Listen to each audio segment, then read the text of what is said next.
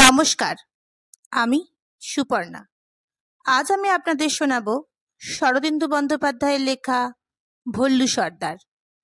যদি আমার এই গল্প পাঠ আপনাদের ভালো লাগে তাহলে লাইক করে দেবেন, শেয়ার করে দেবেন এবং অবশ্যই সাবস্ক্রাইব করে দেবেন। চলুন শুরু করা যাক। ভল্লু সর্দার। গোড়াতেই স্বীকার করিয়া লইতে হইবে যে ভল্লুর বয়ক্রম 6 বৎসর। তাহার কার্যকলাপ দেখিয়া এই বিষয়ে সন্দেহ উপস্থিত হইতে পারে, কিন্তু সন্দেহ করিলে চলিবে না। আমরা তাহার ঠিকুজি কোষ্ঠীর সহিত পরিচিত। ভল্লুর জীবনযাত্রা বোধ করি আরও কয়েক বৎসর অল্প স্বল্প দুষ্টুমি করিয়া অপেক্ষাকৃত বৈচিত্র্যহীনভাবেই কাটিয়া যাইত। কিন্তু হঠাৎ একদিন বায়োস্কোপ দেখিতে গিয়া সব ওলটপালট হইয়া গেল। সে অপূর্ব কয়েকটি আইডিয়া লইয়া বায়োস্কোপ হইতে ফিরিয়া আসিল। প্রধান আইডিয়া, সে নিজে একজন দুর্দান্ত ডাকাতের সর্দার। যেমন তেমন সর্দার নয়, একদিকে যেমন দুর্ধর্ষ বীর, অন্যদিকে তেমনই ন্যায়পরায়ণ। দুষ্টের দমন ও শিষ্টের পালন করাই তাহার ধর্ম।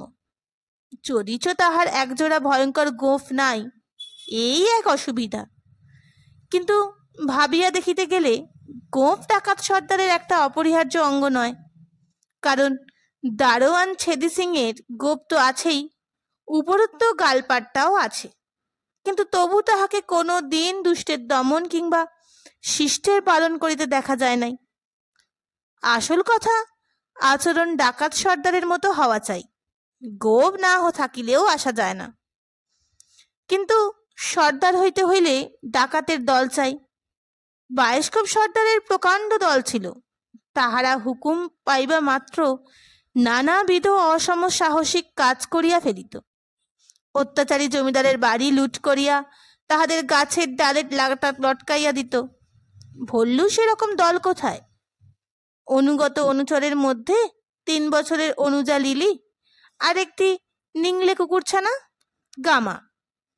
অদূর ভবিষ্যতে এই কুকুর শাবকটি মহাশক্তিশালী হইয়া উঠিবে, এই আশায় তাহার উত্তরূপ নামকরণ হইয়াছিল।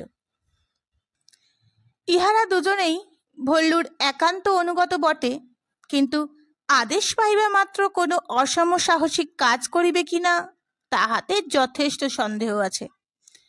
একবার একটা হুলো বিড়ালকে আক্রমণ করিবার জন্য ভল্লু গামাকে বহু প্রকার উত্তেজিত করিয়াছিল, কিন্তু গামা তাহাতে সম্মত হয় নাই, বরঞ্চ অত্যন্ত কাতরভাবে পুচ্ছ সংকুচিত করিয়া বিপরীত মুখে প্রস্থান করিয়াছিল।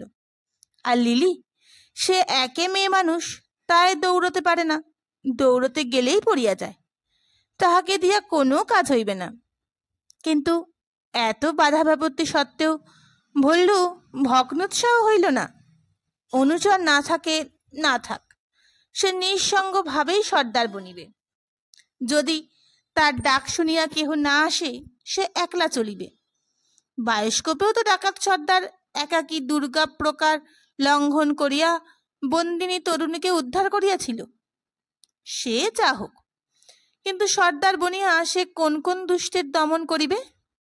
কারণ শিষ্টের পালনের পর করিলেও ক্ষতি নাই, কিন্তু দুষ্টের দমন প্রথমেই করা দরকার। সর্বাগ্রে তাহার মাস্টার মশাইয়ের কথা মনে পড়িল। দুষ্ট লোক বলিতে যাহা কিছু বুঝায়, সব দোষই মাস্টার মশাইয়ের বিদ্যমান। ভোর হইতে না হইতে তিনি আসিয়া হাজির হন। পাঠ্যপুস্তকের প্রতি ভল্লুর অনুরাগ কিছু কম, বিশেষত অঙ্কশাস্ত্রে সে একেবারেই কাঁচা। তাই পরবর্তী 2 ঘণ্টা ধরিয়া যে দারুণ অত্যাচারে উৎপীড়িত চলিতে থাকে তাহা বলাই বাহুল্য। এত বড় অত্যাচারীকে শাসন করা ডাকাত সর্দারের প্রথম কর্তব্য। কিন্তু ভাবিয়া চিন্তা ভল্লু মাস্টার মশাইকে পরিত্যাগ করিল। তাহার চেহারাখানা এতই নিরেট, দেহের দৈর্ঘ্য প্রস্থ এত বিপুল যে টিনের তরবারি দিয়া তাহার মুন্ডু কাটিয়া লওয়া একেবারেই অসম্ভব। তাহাকে দড়ি দিয়া বাঁধিয়া গাছের ডালে ফাঁসি দেওয়াও ভল্লুর সাধ্যাতীত। দুঃখিত ভাবে ভল্লু তাহাকে অব্যাহতি দিল। আর শাস্তিযোগ্য কে আছে? ছেদি সিং দারোয়ান। ভল্লু মনে মনে মাথা নাড়িল। ছেদি সিংয়ের চেহারাটা দুশ্মনের মতো বটে, কিন্তু কেবলমাত্র চেহারা দেখিয়া তাহার বিচার করিলে অন্যায় হইবে। সে প্রায়ই পেয়ারা, কুল, কামরাঙা আহরণ করিয়া আনিয়া চুপি চুপি ভল্লুকে খাওয়ায়। মাঝে মাঝে কাঁধে চড়াইয়া বেড়াইতে লইয়া যায়। অধিকন্তু সন্ধ্যার সময় কোলের কাছে বসাইয়া অতি অদ্ভুত রোমাঞ্চকর কাহিনী কেচ্ছা বলে। শুনিতে শুনিতে তন্ময় হইয়া যাইতে হয়। না, ছেদি সিং দারোয়ানকে পাপিষ্ঠ দুষ্কৃতিকারী পর্যায়ে ফেলা যায় না। তবে আর কে আছে? বাবা। ভল্লু অনেকক্ষণ গালে হাত দিয়া চিন্তা করিল। অভাব পক্ষে বাবাকে পাপিষ্ঠ বলিয়া ধরা যাইতে পারে, কিন্তু প্রকৃত প্রস্তাবে বাবা লোকটি নেহাত মন্দ নয়। মারধর তিনি একেবারেই করেন না। নিজের লেখাপড়া লইয়া সর্বদা ব্যাপিত থাকেন। যদিও অত লেখাপড়া করা পাপিষ্টের লক্ষণ কিনা তাহা বিবেচনার বিষয়। উপরন্তু ভল্লুর মাতার সহিত তাহার বিশেষ সদ্ভাব আছে বলিয়া মনে হয়। তাই তাহাদের মধ্যে হাস্য, পরিহাস ও অন্তরঙ্গের মতো কথাবার্তা হইয়া থাকে। ভল্লু তাহা লক্ষ্য করিয়াছে। আবার মাঝে মাঝে উভয়ের মধ্যে ঝগড়াও হয়। তখন ভল্লুর মা চোখে আঁচল দিয়া অস্পষ্ট ভগ্নস্বরে কি বলিতে থাকেন অধিকাংশ বোঝাই যায় না, এবং বাবা মুখ ভারী করিয়া ধীরে ধীরে এমন দু একটা বাক্যবাণ প্রয়োগ করেন যে মায়ের কান্না আরো বাড়িয়া যায়। অতঃপর ঝগড়া থামিয়া গেলে বাবা নিভৃতে মাকে অনেক আদর ও খোসামত করিতেছেন, ইহাও ভল্লুর চোখ এড়ায় নাই। এইরূপ ক্ষেত্রে কি করা যায়? ভল্লু বড় দ্বিধায় পড়িল। বাবাকে অন্তরের সহিত বদলোক বলা চলে না, অথচ তাহাকে বাদ দিলে আর শাস্তি দিবার লোক কোথায়? তবে কি কেবলমাত্র দুষ্ট লোকের অভাবেই একজন ডাকাত সর্দারের জীবন ব্যর্থ হইয়া যাইবে? মুন্ডু কাটিয়া ফেলিবার মতো লোকই যদি পৃথিবীতে না থাকে, তবে ডাকাত হইয়া লাভ কি? শীতের দ্বীপ্রহরে চিলেকোঠার একাকী বসিয়া ভল্লু এইরূপ গভীর চিন্তায় মগ্ন ছিল। এখন সে ধীরে ধীরে উঠিল। এই নিষ্কর্মের অবস্থা তাহার ভালো লাগিল না। একটা কিছু করিতে হইবে। যদি একান্ত পাষণ্ড লোক না পাওয়া যায়। ভল্লু দ্বিতলে অবতরণ করিল। কেহ কোথাও নাই, বাড়ি নিস্তব্ধ। মা বোধহয় লিলিকে ঘুম পাড়াইয়া নিজেও একটু শুইয়াছেন। ভল্লু মায়ের ঘর অতিক্রম করিয়া চুপি চুপি কাকিমার ঘরে উঁকি মারিল। দেখিল কাকিমা পালঙ্কের ওপর বুকের তলায় বালিশ দিয়া শুইয়া করতলে চিবুক রাখিয়া উদাস চক্ষে জানলার বাহিরে তাকাইয়া আছেন। এই ঘরটি কাকিমার শয়নকক্ষ বটে, কিন্তু ব্যাপার গতিকে ভল্লুর শয়নকক্ষ হইয়া উঠিয়া পড়িয়াছিল। পূর্বে ভল্লু নিজের মায়ের কাছে শয়ন করিত। এই ঘরটা ছিল কাকার। মাস দেড়েক পূর্বে কাকার বিবাহ হইল। তারপর কি একটা গন্ডগোল হইয়া গেল। ফলে কাকা নিজের ঘর ছাড়িয়া বাহিরের একটা ঘরে আশ্রয় লইলেন, এবং লবপরিণীতা কাকিমা তাহার ঘর দখল করিলেন। ভল্লু বোধ করি কাকিমার রক্ষক হিসাবেই তাহার শয্যায় শয়ন করিতে লাগিল। সুতরাং কাকিমার শয়নকক্ষটিকে ভল্লুর শয়নকক্ষ বলা যাইতে পারে। এই ঘরেই তাহার যাবতীয় খেলার উপকরণ ও অস্ত্রশস্ত্র লুক্কায়িত ছিল। ডাকাত সর্দারের প্রধান আয়ুধ একটি টিনের তরবারি, তাহাও ওই পালঙ্কের নিচে থাকিত। তরবারিটা বাড়িসুদ্ধ লোকের চক্ষুশূল। সকলেরই আশঙ্কা ভল্লু ওই তরবারি দিয়া কখন কাহার চোখে খোঁচা দিবে। তাই ভল্লু সেটাকে অতি সংগোপনে পালঙ্কের নিচে কম্বলে চাপা দিয়া লুকাইয়া রাখিয়াছিল। ভল্লু কিছুক্ষণ দ্বারের বাহিরে দাঁড়াইয়া রহিল। তারপর নিঃশব্দে পা টিপিয়া প্রবেশ করিল। কাকিমার মাথায় কাপড় খোলা, তাহার খোপায় সোনার শিকল বাঁধা কাঁটাগুলি ভল্লু দেখিতে পাইল। কিন্তু কাকিমা উদাস দৃষ্টি জানলার বাহিরে প্রসারিত। কি জানি কি ভাবিতেছেন। তিনি ভল্লুর আগমন জানিতে পারিলেন না। সাবধানে ভল্লু পালঙ্কের তলায় প্রবেশ করিল, কিন্তু তরবারি কম্বলের ভিতর হইতে বাহির করিতে গিয়া ঠুং করিয়া একটি শব্দ হইয়া গেল। কাকিমা চমকিত হইয়া বলিয়া উঠিলেন, কে রে? ভল্লু বুঝি? খাটের তলায় কি করছিস? ধরা পড়িয়া গিয়া ভল্লু বলিল, কিচ্ছু না। তারপর তরবারি হস্তে খাটের তলা হইতে হামাগুড়ি দিয়া বাহির হইয়া আসিল।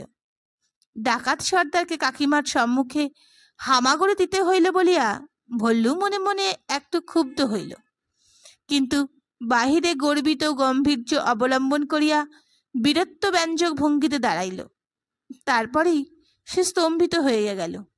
দেখিল কাকিমার সুন্দর চোখ দুটিতে জল টলটল করিতেছে। কাকিমা চট করিয়া আঁচল চোখ মুছিয়া ফেলিয়া বলিল, কি করছিলি? কিচ্ছু না। কাকিমা মুখের ওপর সর্বতুল চোখের ওপর স্থাপন করিয়া বলিল, তুমি কাঁদছ কেন? কাকিমা লজ্জিত ভাবে মুখখানাকে আর একবার আঁচল দিয়া মুছিয়া বলিল, কই কাঁদছি? তুই সারা দুপুর রোদ্দুর রোদ্দুরে ঘুরছিস কেন? বেড়াচ্ছিস তো, আয় আমার কাছে এসে শো। না। ভল্লুর কৌতূহল তখনও দূর হয় নাই। সে পুনরায় প্রশ্ন করল, কাঁদছিলে কেন বলো না? খিদে পেয়েছে বুঝি?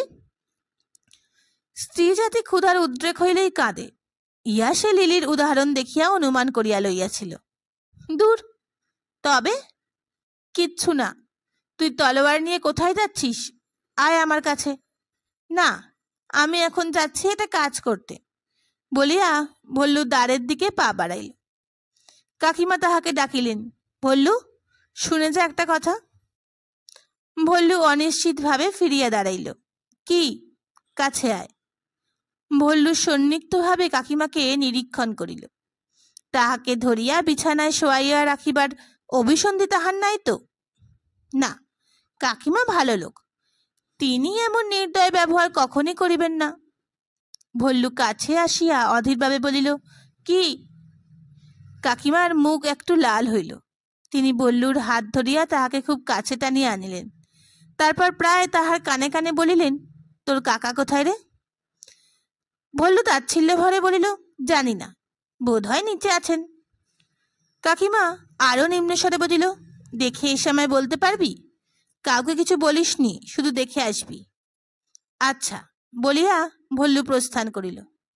এই সামান্য বিষয়ে এত গোপনীয়তার কি আছে সে বুঝিতে পারিল না। নিচে নামিয়া ভল্লু বাইরের দিকে চলিল। বাইরের একটা ঘরে তক্তপোষের ওপর ফরাস পাতা, তাহার ওপর চিত হইয়া শুইয়া কাকা বৈরাগ্যপূর্ণ চক্ষে কড়িকাঠের দিকে তাকাইয়া আছে। ভল্লু দু একবার ঘরের সম্মুখ দিয়ে যাতায়াত করিল, কিন্তু কাকার ধ্যানও ভঙ্গ হইল না। তখন ভল্লু কাকিমাকে খবর দিয়া আসিবে ভাবিতেছে। এমন সময় তাহার কুকুর গামা কোথা হইতে ছুটিয়া আসিয়া তাহাকে ঘিরিয়া লাফাইতে লাগিল এবং তরুণ অপরিণীত কণ্ঠে ঘেউ ঘেউ করিয়া আনন্দ জ্ঞাপন করিতে লাগিল। গামার বয়ক্রম ৩ মাস, চেহারা অতিশয় কৃশ ও দুর্বল। সে যে কালক্রমে ভয়ঙ্কর তেজস্বী বিলাতি কুকুর হইয়া দাঁড়াইবে, এই বিষয়ে কেবল ভল্লুর মনেও কোনো সংশয় ছিল না। গামার গলায় একটা বকলস কিনিয়া দিবার জন্য সে বাড়ির সকলের কাছে জানে জনে মিনতি করিয়াছিল, কিন্তু কেহই তাহার কথায় কর্ণপাত করে নাই। চেঁচা মেচিতে কাকা বিরক্ত হয়ে চোখে কড়িকাঠ হইতে নামাইয়া ভল্লুর দিকে চাহিলেন।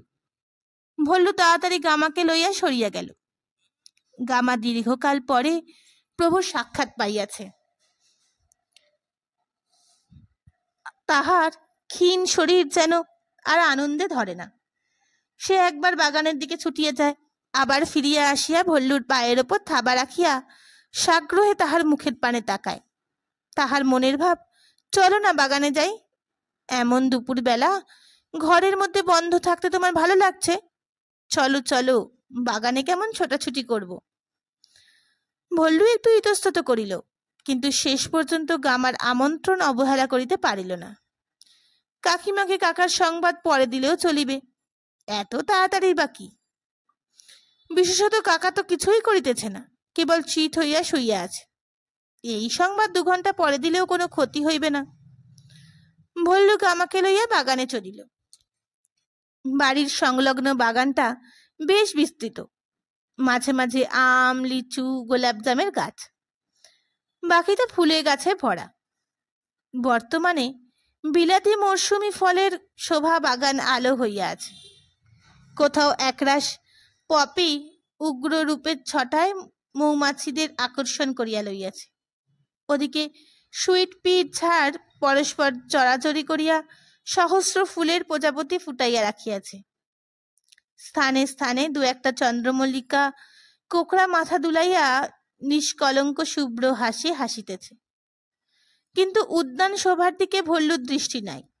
তাহার হাতে তরবারি, পশ্চাতে ভল্লু অনুচর। সে খুঁজিতেছে অ্যাডভেঞ্চার।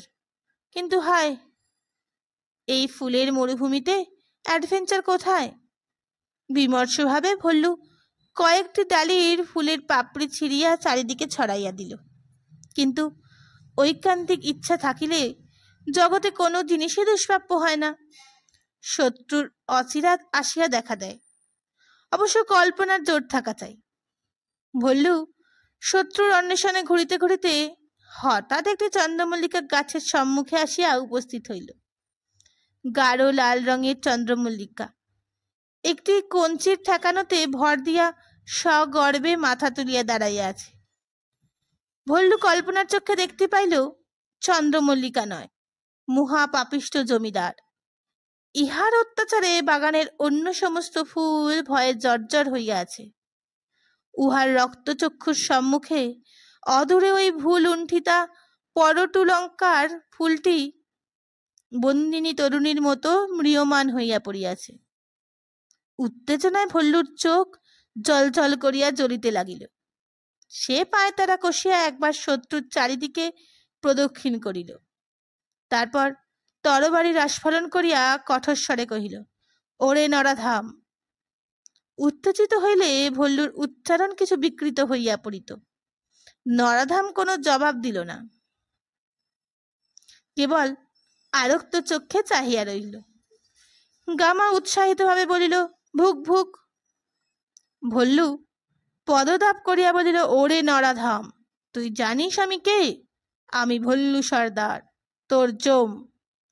এত বড় দুঃসংবাদেও নরাধাম বিন্দু মাত্র বিচলিত হইল না। ভল্লু তখন গর্জন করিয়া বলিল, পাজি উল্লুক গাধা, এই তোর মুন্ডু কেটে ফেললুম। বলিয়া সবেগে তরবারি চালাইল। দুর্বিনীত নরাধাম মুন্ডু কাটিয়া মাটিতে পড়িল। ভল্লু হঠাৎ পিছন থেকে গুরুগম্ভীর আহ্বান শুনিয়া ভল্লুর খাত্র তেজের উত্তাপ একটু মুহূর্তে নির্বাপিত হইল। সে সভয়ে ঘাড় বাঁকাইয়া দেখিল কাকা। কাকার বৈরাগ্যপূর্ণ ললাটে বৈশাখী মেঘের মতো ভ্রুকুটি। তিনি ধীরে ধীরে অগ্রসর হইয়া আসিতেছেন। গামা কাকার আগমনে সাড়া পাইয়া কাপুরুষের মতো আগেই সারিয়াছে। উপায় থাকিলে ভল্লুও সরিত, কিন্তু কাকা এত কাছে আসিয়া পড়িয়াছে যে পলায়নের চেষ্টা বৃথা। কালবৈশাখীর ঝড়টা তাহার মাথার ওপর দিয়াই যাইবে। কাকা আসিয়া উপস্থিত হইলেন। ভল্লু শ্রবণেন্দ্রিয় ধারণ করিয়া বলিলেন, এ কি করছিস? ভল্লু বাং নিষ্পত্তি করিল না। বাগানের ফুল ছেঁড়ার বারণ এ কথা সে বারবারই জানে এবং সাধ্যমতো এ নিষেধ মান্য করিয়া আসিয়াছে। তবে যে আজ কোনো দুরন্ত কর্তব্যের তাড়নায় ওই ফুলটাকে বৃত্তচ্যুত করিয়াছে, তাহা কাকাকে কি করিয়া বুঝাইবে? ফুলটা যে ফুল নয়, একটা মহাপাপিষ্ট নরাধম। এটা কাকা বুঝিবেন কি? সকলের কল্পনা শক্তি সমান নয়। ভল্লু জানিত কাকা বুঝিবেন না। অরসিকেশু রহস্যমাং নিবেদনং, তার যে নীরব থাকাই শ্রেয়। ভল্লু নীরব রহিল। কাকা ভল্লুর হাত হইতে তরবারি কাড়িয়া লইয়া দূরে নিক্ষেপ করিয়া বলিলেন, কেন ফুল ছিঁড়লি? ভল্লু এবারও জবাব দিল না। কাকা তখন তাহার কান ছাড়িয়া চুলের মুঠি ধরিলেন। সজোরে নাড়া দিয়া বলিলেন, পাজি উল্লুক গাধা, কতবার তোকে মানা করেছি বাগানের ফুলে হাত দিসনি, কেন ছিঁড়লি বল? বারবার একই প্রশ্নের ভল্লুক উত্তক্ত হইয়া উঠিল। তার ওপর চুলের যন্ত্রণা। কাকার বজ্রমুষ্টি ক্রমে ক্রমে যেন দৃঢ়তর হইতেছে। হয়তো শেষ পর্যন্ত চুলগুলি তাহার মুঠিতেই থাকিতে যাইবে। অথচ ভাবগতিক দেখিয়া মনে হইতেছে একটা কোনো উত্তর না পাইলে কাকা শান্ত হইবে না। যন্ত্রণা ও উগ্র প্রয়োজনের তাড়নায় ভল্লুর মাথায় এক বুদ্ধি গজাইল।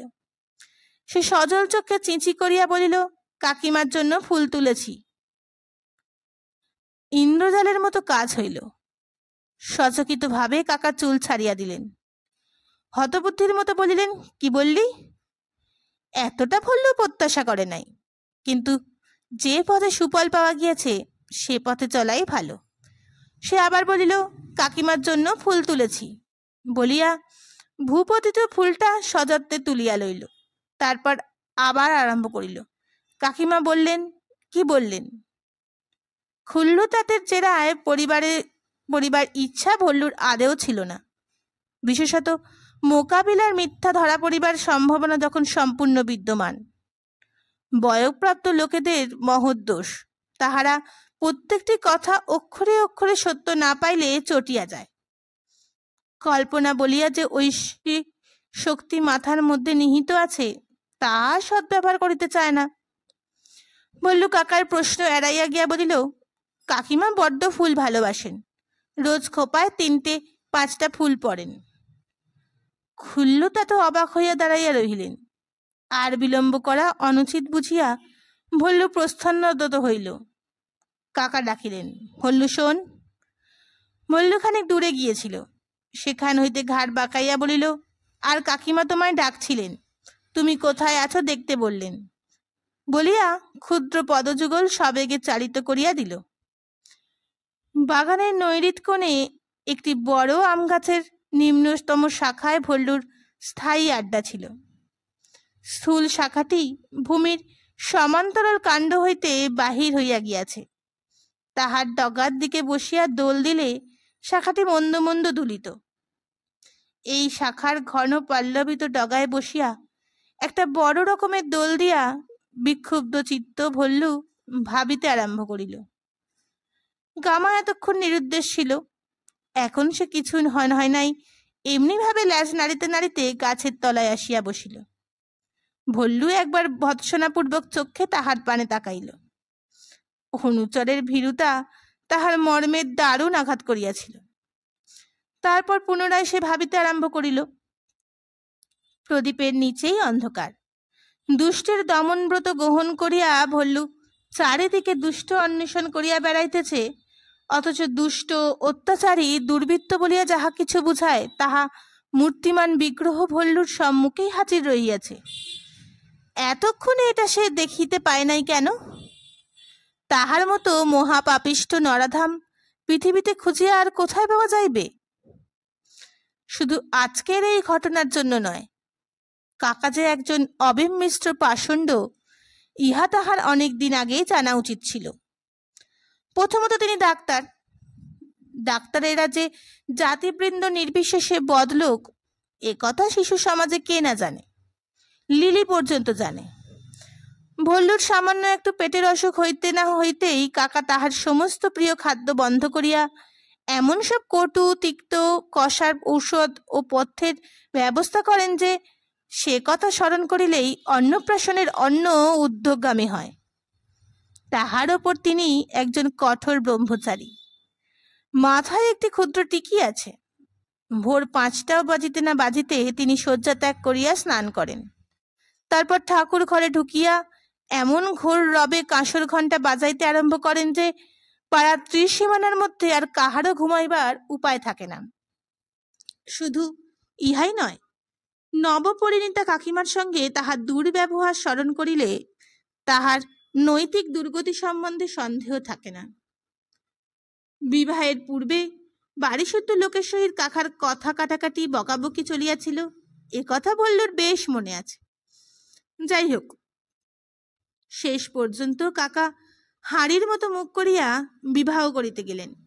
কিন্তু বিবাহ করিয়া আসিয়া তিনি অন্দরমহলে সংস্রব একেবারে ত্যাগ করিতে গেলেন। কিন্তু বিবাহ করিয়া আসিয়া তিনি অন্দরমহলে ত্যাগ করিয়াছেন, এই লইয়া বাড়িতে অশান্তির শেষ নাই। ভল্লুর মার সহিত কাকার প্রায়ই বাগবিতণ্ডা হয়। কাকা বায়স্কোপের দুষ্ট জমিদারের মতো তির্যক হাসি হাসিয়া বলেন, আমি তো আগেই বলে দিয়েছিলুম। অথচ কাকিমা অতিশয় ভালো লোক।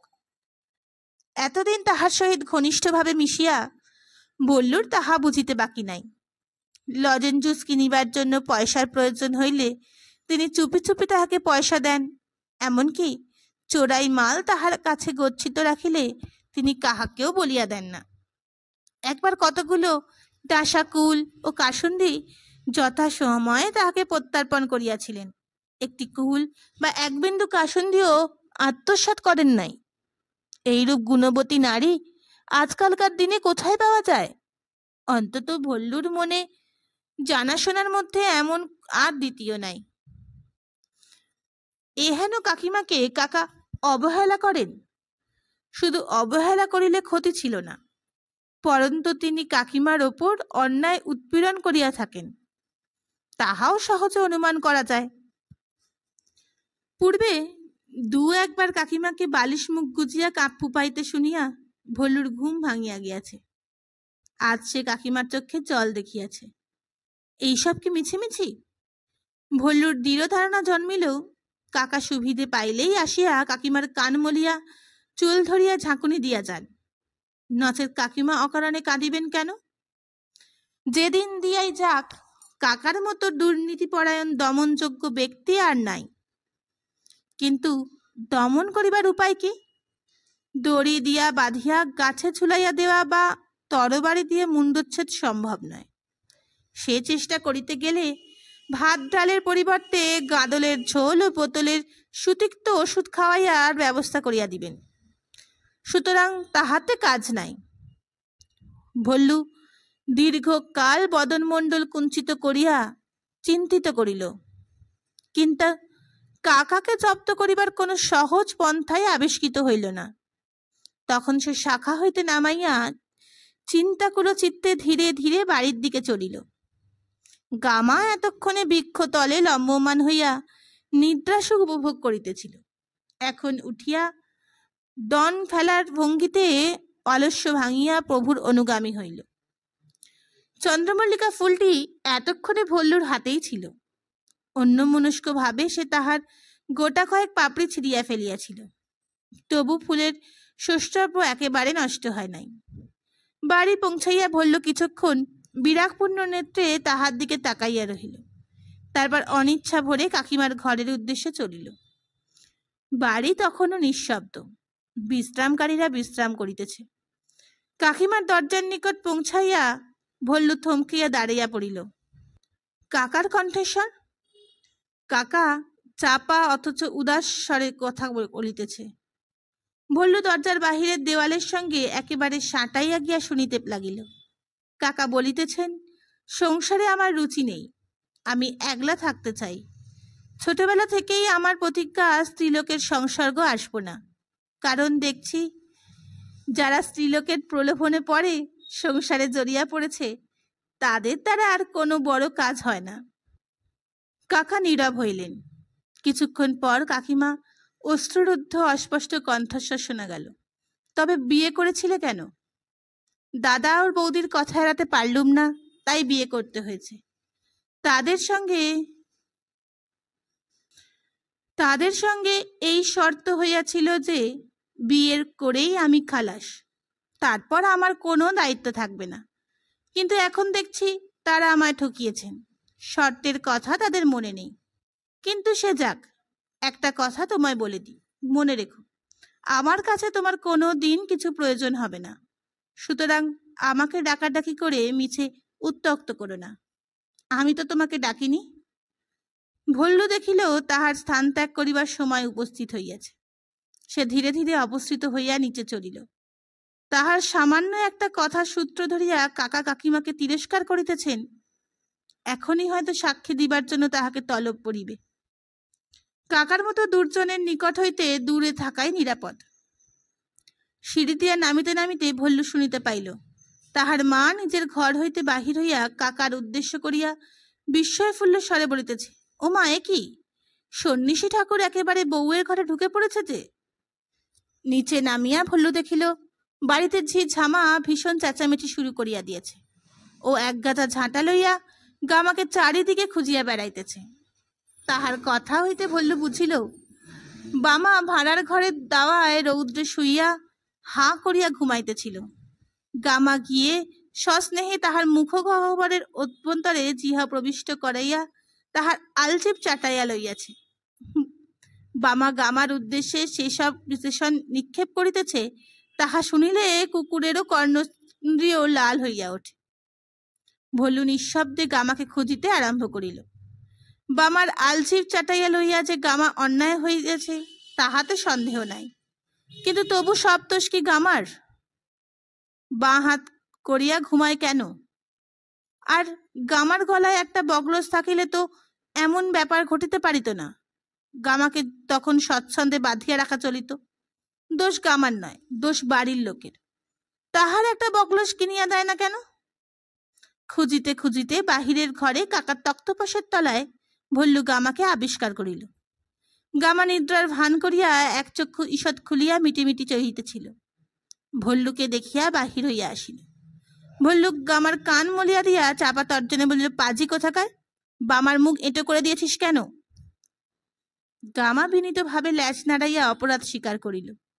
ভল্লুইল বলল, মজা দেখাচ্ছি, দাঁড়া, এবার থেকে তোমায় বেঁধে রাখবো। গামা পুচ্ছ স্পন্দনে কাতরতা জ্ঞাপন করিল। ভল্লু কিন্তু শাসনের কঠোর। খানিকটা ছেঁড়া কাপড়ের পাড় সে অন্য প্রয়োজনে সংগ্রহ করিয়াছিল, এখন তাহা পকেট হইতে বাহির করিল। সেটা গামার গলায় বাঁধিতে যাইবে এমন সময় হঠাৎ কাকা শয্যার ওপর বালিশের পাশে একটা জিনিস দেখিয়া তাহার চক্ষু পলকহীন হইয়া গেল। কাকার হাত ঘড়ি রহিয়াছে, ঘড়িতে চামড়ার বগলস সংলগ্ন। ব্যান্ড সুষ্ট রিস্টওয়াচ যে পূর্বে দেখে নাই এমন নয়, বহুবার দেখিয়াছে, কিন্তু এখন তাহার মুগ্ধ নেত্র ওই জিনিসটার ওপর নিশ্চল হইয়া রহিল। এক পা করিয়া অগ্রসর হইয়া সন্তর্পণে ভল্লু সোনার ঘড়িটি হাতে তুলিয়া লইল। তারপর ঘড়ি হইতে বগলস পৃথক করিয়া চেষ্টা করিল, কিন্তু কৃতকার্য হইল না। তখন ভল্লু একবার দরজার দিকে তাকাইয়া ঘড়ি শুদ্ধ বকলস গামার গলায় পরিয়াই দিল। দিব্য মানাইয়াছে। ঘড়িটি গামার লোমে ঢাকা পড়িয়া গিয়াছে, দেখা যায় না। ভল্লু আগ্রহ কম্পিত হস্তে কাপড়ের পাড় বগলসে বাঁধিয়া অনিচ্ছুক গামাকে টানিতে টানিতে বাহির লইয়া পড়িল। কাকা তখনও ফিরে নাই, বোধহয় মায়ের সহিত তর্ক করিতেছে। এই অবসরে ভল্লু বাগান অতিক্রম করিয়া রাস্তায় গিয়া পড়িল। ভল্লু যখন বেড়াইয়া বেড়াইতে ফিরিল তখন সন্ধ্যা উত্তীর্ণ হইয়া গিয়াছে। ভ্রমণের ফলে বিলক্ষণ ক্ষুধার উদ্রেক হইয়াছিল। ভল্লুক আমাকে একটি নিভৃত স্থানে বাঁধিয়া রাখিয়া বাড়ির ভিতরে প্রবেশ করিল। বাড়িতে ঢুকিতেই মাংস রান্নার সুগন্ধ তাহার নাসারন্ধ্রে প্রবেশ করিল।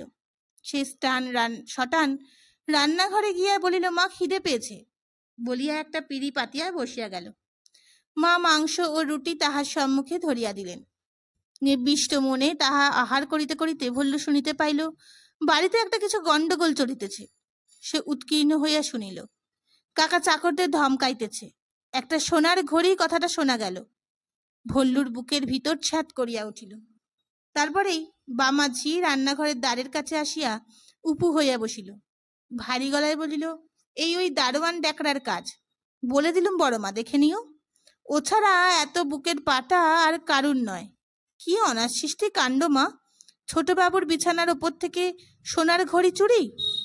আমি তো বাড়ি বাড়ি মারাই নে সবার জানে। রান্নাঘর মুক্ত করে বাসন মেজে কাপড় কেচে উঠোন ঝাড় দিতেই বেলা কেটে যায়, তাই বাইরে যাব কখন? আর ওই 11 বছরে বাড়িতে আছি, একটা কুটো হারিয়েছে কেউ বলতে পারবে না। ওই ঝ্যাঁটা খেগো দারোয়ানের কাজ। মিনসের মরণ পালক উঠেছে কিনা, তাই মালিকের সোনার ঘড়িতে হাত দিতে গেছে। দারোয়ানের সঙ্গে বামার চিরশত্রুতা। মা রান্না করিতেছিল। বামার সাফাই শুনেই পাইলেও উত্তর দিলেন না। ভল্লুর মুখ দেখিয়া মনের অবস্থা বুঝা গেল না, কিন্তু তাহার গলায় মাংসের টুকরো আটকাইয়া যাইতে লাগিল। সে অতি কষ্টে আরো কিছু খাদ্য গলধীকরণ করিয়া উঠিয়া পড়িল। পাতের ভুক্তাবশিষ্ট মাংস ও হাড় বাটিতে লইয়া ধীরে সুস্থে রান্নাঘর ত্যাগ করিল। প্রত্যহ দুবেলা নিজের উচ্ছিষ্ট প্রসাদ সে স্বহস্তে গামাকে খাওয়াইত। গামাইকে খাওয়াইতে খাওয়াইতে ভল্লু শুনিল কাকার কণ্ঠস্বর এবং মেজাজ উত্তরোত্তর চড়িতেছে। তিনি পুলিশে খবর দিবেন বলিয়া চাকরকে ভয় দেখাইতেছেন। বাবাও সেই সঙ্গে যোগ দিয়েছেন। চাকরেরা ভয়ে আড়ষ্ট ও নির্বাক হইয়া আছে। ব্যাপার অতিশয় গুরুতর হইয়াছে। ভল্লু কর্তব্য স্থির করিয়া ফেলিল। গামার আহার শেষ হইলে সে তাহাকে লইয়া গুটি গুটি কাকার ঘরের দিকে অগ্রসর হইল। ওদিকের বারান্দায় চেঁচামেচি চলিতেছে, এদিকে কেহ নাই। ভল্লু এপাশ ওপাশ করিয়া কাকার ঘরে ঢুকিয়া পড়িল। ঘরটি অন্ধকার। ভল্লু অন্ধকারে লুকাইয়া তাড়াতাড়ি গামার গলার হইতে ঘড়ি ও বকলস খুলিয়া ফেলিবার চেষ্টা করিল, কিন্তু বকলস গামার গলায় আঁটিয়া গিয়াছে। বোধ করি গামা মাংস খাইয়া মোটা হইয়াছে। ভল্লু অনেক চেষ্টা করিয়াও বকলস খুলিতে পারিল না। যতই তাড়াতাড়ি খুলিবার চেষ্টা করে ততই হাত জড়াইয়া যায়। এদিকে সময় অতিশয় সংক্ষিপ্ত, এখনই হয়তো কেহ ঘরে আসিয়া ঢুকিবে। ত্রস্ত ভল্লু কি করিবে ভাবিতেছে, এমন সময় অতি সন্নিকটে কাকার গলা শুনিয়া সে চমকাইয়া উঠিল। সর্বনাশ! মুহূর্তের মধ্যে সে গামাকে তুলিয়া কাকার বিছানার লেপের তলায় চাপা দিল। তারপর ঘরের সবচেয়ে অন্ধকার কোণে গিয়ে দাঁড়াইল। কিছুক্ষণ রুদ্ধশ্বাসে কাটিয়ে গেল। কাকা কিন্তু ঘরে প্রবেশ করিলেন না, বকিতে বকিতে অন্যদিকে চলিয়া গেলেন। এবার ভল্লু সমস্ত সাহস হঠাৎ তাহাকে ত্যাগ করিল। তাহার যেমন দম বন্ধ হইয়া আসিতেছে লাগিল। তস্কর বৃত্তি আপাতত লোভনীয় বটে, কিন্তু চিত্তে শান্তি বিদারক নয়। কাকার কণ্ঠস্বর দূরে চলিয়া গেলে ভল্লু ঘর হইতে বাহির হইয়া পড়িল, আর কোনো দিকে দিকপাত না করিয়া একেবারে দ্বিতলে নিজের শয়নকক্ষে গিয়া উপস্থিত হইল। কাকিমা ঘরে ছিলেন। তাহাকে জুতো মোজা এবং গরম জামা খুলিতে দেখিয়া জিজ্ঞাসা করিলেন, আজ পড়তে বসলি না ভল্লু? এখনই শুতে চলে এলি যে? বড্ড ঘুম পাচ্ছে বলিয়া ভল্লু লেপের ভিতর ঢুকিয়া পড়িল। ওদিকে গামা ও নরম বিছানা লেপের মধ্যে শয়নের ব্যবস্থা দেখিয়া নিঃশব্দে পরম পরিতৃপ্তির সহিত কুণ্ডলি পাকাইয়া নিদ্রার আয়োজন করিল। ভল্লু ঘুমিয়া পড়িয়াছিল। প্রায় 2-3 ঘন্টা ঘুমাইবার পর হঠাৎ একটা বিরাট গর্জন শুনিয়া তাহার ঘুম ভাঙিয়া গেল। কাকিমা ইতিমধ্যে খাওয়া দাওয়া শেষ করিয়া তাহার পাশে আসিয়া শুইয়াছিলেন। তিনিও চমকাইয়া উঠিলেন। ঘরে আলো জ্বলিতেছিল। ভল্লু চোখ মেলিয়া দেখিল কাকার রুদ্র মূর্তি ঠিক খাটের পাশেই দাঁড়াইয়া আছে, হাতে একটা মোটা লাঠি। ভল্লু প্রথমটা কিছু বুঝিতে পারিল না, তারপর তাহার সব কথা মনে পড়িয়া গেল।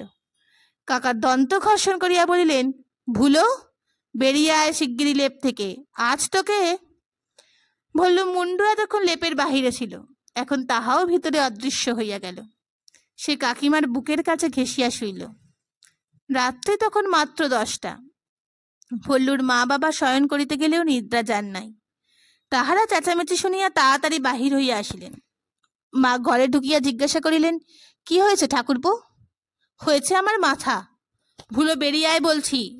মা শঙ্কিত হইয়া বলিলেন, কি করেছে ভল্লু? কাকা ক্রোধে হস্তদ্বয় আস্ফালন করিয়া বলিলেন, কি করেছে?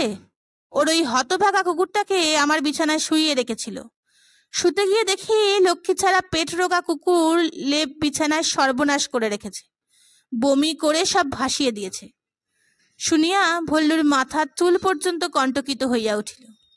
সে কাকিমার বুকের মধ্যে মাথা গুজিয়া একেবারে নিষ্পদ্দন হইয়া রহিল। কাকিমার শরীরটা এই সময় একবার সজোরে নাড়িয়া উঠিল, যেন তিনি হাসি চাপিবার চেষ্টা করিতেছেন। কিন্তু এই রকম ভয়ঙ্কর ব্যাপারে হাসিবার কি আছে তাহা ভল্লু ভাবিয়া পাইল না। গুরুভোজনের ফলে গামা যে এমন বিদঘুটে কাণ্ড করিয়া বসিবে তাহা ভল্লু দুঃস্বপ্নেও কল্পনা করে নাই। কাকা পূর্ববৎ বলিতে লাগিল, শুধু কি তাই, কুকুরটাকে ঘাট ধরে তুলতে গিয়ে দেখি তিনি আমার রিস্ট ওয়াচ গলায় পড়ে বসে আছেন। ঘরের বাইরে বাবা হো হো করে হাসিয়া উঠিলেন। মার কলকণ্ঠ সেই সঙ্গে যোগ দিল। লেপের মধ্যে কাকিমার সর্বশরীর চাপা হাসির আবেগে ফুলিয়া ফুলিয়া দুলিয়া দুলিয়া উঠিতে লাগিল। কাকা বলিলেন, তোমাদের হাসি পাচ্ছে? ওই ঘড়ির জন্য চাকরগুলো শুধু মারতে বাকি রেখেছি। ভাগ্যে পুলিশে খবর দেওয়া হয়নি, নয়তো কেলেঙ্কারির একশেষ হতো। পুলিশ এসে দেখতো কুকুরের গলায় ঘড়ি বাঁধা রয়েছে। না, এইসব হাসির কথা নয়, ভুলোর বজ্জাতি বন্ধ করা দরকার। মা হাসিতে হাসিতে বলিলেন, তা বেশ তো, কাল সকালে ওকে শাসন করো। কাকা বলিলেন, না বৌদি, সে হবে না, তুমি ওকে এক্ষুনি লেপের ভেতর থেকে বার করে আনো। মা মুখে আঁচল দিলেন, তারপর বলিলেন, কেন তুমিই আনো না? না না, আমি ওকে বিছানা থেকে বার করে আনো, তারপর আমি। কেন বলো তো, বিছানা ছুলে কি তোমার জাত যাবে?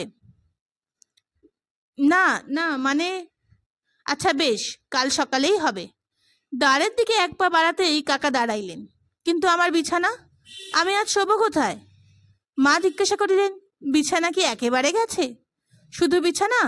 সে ঘরে ঢোকার কার সাধ্য? মা হাসি ভরা মুখ গম্ভীর করিবার চেষ্টা করিয়া বলিলেন, তাই তো, বাড়িতে তো আর লেপও নেই, তাহলে তোমাকে এই ঘরেই শুতে হয়। কাকা বলিলেন, এক রাত্রে ঠাট্টা ভালো লাগছে না বৌদি, একটা লেপ বার করে দাও, বৈঠকখানার ফরাসের ওপরেই শুয়ে থাকবো। আর তো লেপ নেই। নেই? একখানা বাড়তি ছিল, সেটা তুমি গায়ে দিচ্ছিলে, আর কোথায় পাবো? কাকা রাগিয়া বলিলেন, এ তোমার দুষ্টুমি, আসল কথা দেবে না। উফ, এই মেয়ে মানুষটার জাত। বেশ, র্যাপার গায়ে দিয়ে শোবো, বলিয়া তিনি প্রস্থান হইলেন। মা তাহার হাত ধরিয়া ফেলিয়া বলিলেন, ছি ঠাকুরপো, ছেলে মানুষই করো না, আজ এই ঘরেই শো। এই শীতে কেবল র্যাপার গায়ে দিয়ে শুলে অসুখে পড়বে যে। তা হোক, হাত ছাড়ো। লক্ষ্মী ভাই আমার, আজ রাতটা শো, আমি ভল্লুকে আমার বিছানায় নিয়ে যাচ্ছি। না, তুমি সব বিষয়ে এত বুদ্ধিমান বিচক্ষণ, আর এই সামান্য বিষয়ে এত অবুঝ হচ্ছ। ধর্মে কর্মে তোমার এত নিষ্ঠে, আর যাকে মন্ত্র পড়ে বিয়ে করেছ তাকে হেনস্থা করলে পাপ হয়, এটা বুঝতে পারো না? সে দোষ আমার নয়, তোমাদের। আমি বিয়ে করতে চাইনি। বেশ, দোষ আমাদের, আমি ঘাট মানছি, কিন্তু বউ তো কোনো দোষ করেনি। কাকা উত্তর দিলেন না, হাত ছাড়াই দ্রুত পদে প্রস্থান করিলেন। তিনি চলিয়া গেলে মা কিছুক্ষণ নীরব হইয়া রইলেন। তারপর একটা নিঃশ্বাস ফেলিয়া বলিলেন, মায়া, জেগে আছো নাকি? কাকিমাও একটা নিঃশ্বাস ফেলিয়া মৃদু কণ্ঠে বলিলেন, হ্যাঁ। মা কিছু বলিলেন না, আর কিছুক্ষণ দাঁড়াইয়া থাকিয়া আবার একটা গভীর নিঃশ্বাস মোচন করিয়া ধীরে ধীরে প্রস্থান করিলেন। চারিদিক হইতে এই দীর্ঘশ্বাস ফেলাফেলি দেখিয়া ভল্লুর ক্ষুল্লতাত ভীতি অনেকটা কাটিয়া গেল। সে লেপের ভিতর হইতে মুন্ডু বাহির করিল, দেখিল কাকিমা আলোর দিকে তাকাইয়া আছেন, তাহার চক্ষু জলে ভাসিয়া যাইতেছে। কাকার নিষ্ঠুরতায় এই অশ্রু জলের হেতু তাহা সংশয় নাই। ভল্লু বিছানায় উঠিয়া বসিল, আবেগপূর্ণ স্বরে বলিল, কাকিমা। চোখ মুছিয়া কাকিমা বলিলেন, কি? ভল্লু বলিল, কাকা নরাধাম না। কাকিমা উত্তর দিলেন না। ভল্লু আবার বলিল, কাকা কারুর কথা শোনে না, মার কথা শোনে না, বাবার কথা শোনে না, তোমার কথা শোনে না, খালি আমাকে বকে, কাকা নরাধাম। কাকিমা এবারও কথায় সায় দিলেন না। তাহাকে কোলে কাছে টানিয়া লইয়া ভাঙা ভাঙা গলায় বলিলেন, ঘুমো ভল্লু, অনেক রাত হয়েছে। ভল্লু শুইল বটে, কিন্তু তাহার ঘুম আসিল না। কাঁচা ঘুমের ওপর কাকার উগ্র অভিযানে তাহার ঘুম চটিয়া গিয়াছিল। সে নীরবে শুইয়া ভাবিতে লাগিল। কমে 11টা বাজিয়া গেল, ঠং করিয়া 11:30 বাজিল, তবু ভল্লুর চোখে ঘুম নাই। সে উষ্ণ মস্তিষ্কে চিন্তা করিতেছে। কাকিমা অনেকক্ষণ জাগিয়া থাকিয়া মাঝে মাঝে বুক ভাঙা নিঃশ্বাস ফেলিতে ফেলিতে শেষে বোধহয় ঘুমাইয়া পড়িয়াছেন। ভল্লু একবার ঘাড় ফিরিয়া দেখিল, তাহার চক্ষু মুদিত, তিনি শান্তভাবে নিঃশ্বাস ফেলিতেছেন। কাকিমার মুখের দিকে চাহিয়া ভল্লু কাকার ওপর ক্রোধ ও বিদ্বেষ আরো বাড়িয়া গেল। ডাকাত সর্দারের আর কত সহ্য হয়? আজ দ্বিপ্রহর হইতে যে অমানসিক অত্যাচার তাহার ওপর হইয়াছে, তাহা না হয় সে সহ্য করিয়াছে। তাহার সাধের তরবারি ভাঙিয়া ব্যবহার অযোগ্য হইয়া গিয়াছে, তবু সে কিছু বলে নাই। কিন্তু কাকিমার প্রতি নিষ্ঠুরতা, নারী নির্যাতন সে কি করে বরদাস্ত করিবে? ভল্লু ক্ষুদ্র প্রাণের সমস্ত শিলাভরি সঙ্গীন উচাইয়া খাড়া হইয়া উঠিল। যার প্রাণ যাক প্রাণ, ভল্লু কাকাকে শাসন করিবেই। কিন্তু প্রতিহিংসার কল্পনায় রাত্রি জাগরণ করা অত সহজ, কল্পনাকে কার্যে পরিণত করা তত সহজ নয়। উপায় চিন্তা করিতে করিতে ভল্লু ক্ষুদ্র মস্তিষ্ক ফাটিয়া যাইবার উপক্রম হইল। অবশেষে দীর্ঘ জটিল চিন্তার পর ভল্লু সিদ্ধান্তে উপনীত হইল। তাহার অধরে একটু হাসি দেখা দিল। কাকা কাকিমার ওপর অত্যাচার করে বটে, কিন্তু দূর হইতে। ইহার প্রকৃত কারণ তিনি কাকিমাকে ভয় করেন। বাড়ির মধ্যে কাকা কেবল কাকিমাকেই ভয় করেন। প্রমাণ, কাকিমা এ বাড়িতে আসার পর হইতে কাকা নিজের ঘর ছাড়িয়া পলায়ন করিয়াছেন। এমনকি বিছানা স্পর্শ করিবার সাহস পর্যন্ত তাহার নাই। মুখে তিনি যতই বীরত্ব প্রকাশ করুন না কেন, কাকিমার ভয় তিনি সর্বদা সন্ত্রস্ত হইয়া আছেন। নচেত বাড়িশুদ্ধ লোকে এত সাধ্য সাধনা সত্ত্বেও তিনি কাকিমার সংস্পর্শে আসতে রাজি কেন? এইরূপ ক্ষেত্রে কাকাকে জব্দ করিবার একমাত্র উপায়। ভল্লুর মুখের হাসি আরো বিস্তার লাভ করিল। সে ধীরে ধীরে শয্যা হইতে নামিল। কাকিমাকে ডাকিলেন না। ঘড়িতে 12টা বাজিল। বিছানা বিছানা ও লেপের তপ্ত আয়েস ত্যাগ করিতে তাহার কষ্ট হইল, কিন্তু সংকল্পিত কর্তব্য পালন করিতে ভল্লু কোনো সময়ে পরাঙ্মুখ নয়। সে নিঃশব্দে পদক্ষেপে ঘরের বাহির হইল। বাড়ি অন্ধকার। কোনো অদৃশ্য স্থান হইতে একটা মটমট শব্দ আসিতেছে, যেন কে অন্ধকারে বসিয়া আঙুল মটকাইতেছে। ভল্লুর বুক দূর দূর করিয়া উঠিল। সে কিছুক্ষণ দুমুটি শক্ত করিয়া দাঁড়াইয়া রহিল। শব্দটা অপ্রাকৃত নয়, একটা দরজার তক্তার গিট গর্ত করিতেছে। ভল্লু ধীরে ধীরে রুদ্র নিঃশ্বাস মোচন করিল, কিন্তু ভয়ে বস্তুটা এমনই যে বাস্তব অবাস্তবের অপেক্ষা রাখে না। অন্ধকারে নিজের পদশব্দ আতঙ্কের সৃষ্টি করে। ভল্লু প্রবল ইচ্ছা হইল ফিরে গিয়া বিছানায় শুইয়া পড়ে, কাজ নাই আর কাকাকে শাসন করিয়া। কিন্তু সে দাঁতে দাঁত চাপিয়া মনে মনে বলিল, আমি ভল্লু সর্দার, আমি কাউকে ভয় করি না, কিচ্ছু ভয় করি না। তথাপি চক্ষু দুটি দৃঢ়ভাবে বদ্ধ করিয়া ভল্লু সিঁড়ি দিয়া নিচে নামিয়া চলিল। নিতান্ত পরিচিত পথ, তাই কোনো দুর্ঘটনা ঘটিল না। অবশেষে শীতে কাঁপিতে কাঁপিতে সে বৈঠকখানার ঘরে উপস্থিত হইল। ঘরে মৃদু আলো জ্বলিতেছিল। ভল্লু দেখিল আপাতমস্তক র্যাপার মুড়ি দিয়া কাকা প্রায় গামার মতোই কুণ্ডুলি হইয়া শুইয়া আছে। ভল্লু কাকার গা ঠেলিয়া ডাকিল, কাকা। কাকা চমকাই উঠিল। কে? ভল্লুকে দেখিয়া ধর্মর করিয়া উঠিয়া বসিয়া বলিলেন, কি হয়েছে রে? শীতের সহিত অন্যান্য মানসিক আবেগ মিশ্রিত হইয়া ভল্লু দন্তবাদ্য আরম্ভ হইয়াছিল। সে বলিল, কাকিমার অসুখ করেছে, তুমি শিগগির চলো। কি হয়েছে? ভল্লু বিপদে পড়িল। রোগের লক্ষণ সম্বন্ধে সে আগে চিন্তা করে নাই, অথচ কাকা ডাক্তার, তাকে বাজে কথা বলিলে প্রতারিত করা চলিবে না। পূর্বে কয়েকবার কাল্পনিক রোগের উল্লেখ করিয়া ভল্লু ধরা পড়িয়া গিয়াছে। হঠাৎ তাহার একটা রোগের কথা মনে পড়িয়া গেল। কয়েক মাস আগে লিলির ওই রোগ হইয়াছিল। স্যাটোনিন প্রয়োগে আরাম হয়। লিলির যে রোগ হইয়াছিল তাহা কাকিমার হইতে বাধা নাই, বিশেষ যখন উভয়েই মেয়ে মানুষ। ভল্লু ঢোক গিলিয়া বলিল, দাঁত কিরমির করছে। দাঁত কিরমির করতেছে? হিস্টেরিয়া নাকি? কাকা ভ্রু কুঞ্চিত করিয়া উঠিয়া দাঁড়াইলেন। এত রাত্রে? বিচিত্র নয়। আজ রাত্রে ওইসব বকাবকির পর হয়তো। কাকা জিজ্ঞাসা করিলেন, আর কি হয়েছে? আর কিচ্ছু না, শুয়ে আছেন। হিস্টেরিয়াই বটে। কাকা একটু দ্বিধা করিলেন, কিন্তু অনুতপ্ত মানুষের কাছে কঠোর ব্রহ্মচারী পরাজয় হইল। তিনি আলমারি হইতে একটা বেটে সবুজ রঙের শিশি লইয়া সংক্ষেপে বলিলেন, চল। ভল্লুর বুকের ভিতর ধরাস ধরাস করিতে লাগিল। কঠিন ও বিপজ্জনক কার্য ফলনোন্মুখ হইলে এইরূপ সকলেরই হয়। সে নিঃশব্দে কাকার অনুসরণ করিল। কাকা উপরে উঠিয়া ঘরের দ্বারের সম্মুখে একবার দাঁড়াইলেন, তারপর ভিতরে প্রবেশ করিলেন। খাটের পাশে দাঁড়াইয়া রোগিণীর অনাবৃত মুখের দিকে চাহিতে একটি অজ্ঞাতপূর্ব মধুর অনুভূতি তাহার সর্বাঙ্গের ওপর দিয়া বহিয়া গেল। কিন্তু তিনি তখনই মনকে যথোচিত কঠিন করিয়া হস্তস্থ শিশির মুখ খুলিয়া রোগিণীর নাকের সম্মুখে ধরিলেন। কাকিমা শিহরিতে জাগিয়া উঠিলেন। ঠিক সেই সময় দ্বারের কাছে খুট করিয়া শব্দ হইল। ঘাড় ফিরিয়া দেখিলেন দ্বার বন্ধ। ভল্লু ঘরে নাই। তিনি এক লাফে গিয়া দরজায় টান মারিলেন। দরজা খুলিল না। বাহির হইতে শিকল লাগানো। কাকা চাপা গর্জনে বলিলেন, ভল্লু, শিগগিরই দোর খোল পাজি, নইলে খুন করব। কিন্তু ভল্লু তখন পাশের ঘরে গিয়ে বাবার লেপের মধ্যে ঢুকিয়া পড়িয়াছে। পরদিন ভোর হইতে না হতেই ভল্লুর ঘুম ভাঙিল। মা বাবা তখন সুপ্ত। ভল্লু চুপি চুপি উঠিয়া বাহিরে আসিল। কাকিমার দরজা তেমনি বাহির হইতে শিকল লাগানো, অর্থাৎ কাকা সারা রাত্রি বাহির হইতে পারে নাই। বিজয় গর্বে ভল্লু সর্দারের মুখ উৎফুল্ল হইয়া উঠিল। সে নিজ মনে একবার কিরাত নৃত্য নাচিয়া লইল। ভবিষ্যতে তাহার ভাগ্যে যাহা আছে তাহা তো আছেই, তাই বলিয়া বর্তমানের বিজয় উল্লাস তো আর দমন করিয়া রাখা যায় না। কিন্তু কাকা কিরূপ নির্যাতন ভোগ করিতেছেন তাহা স্বচক্ষে দেখিবার লোভ সে সংবরণ করিতে পারিল না। জানলায় একটি ক্ষুদ্র ছিদ্র ছিল। ভল্লু তাহাতে চোখ লাগাইয়া উঁকি মারিল।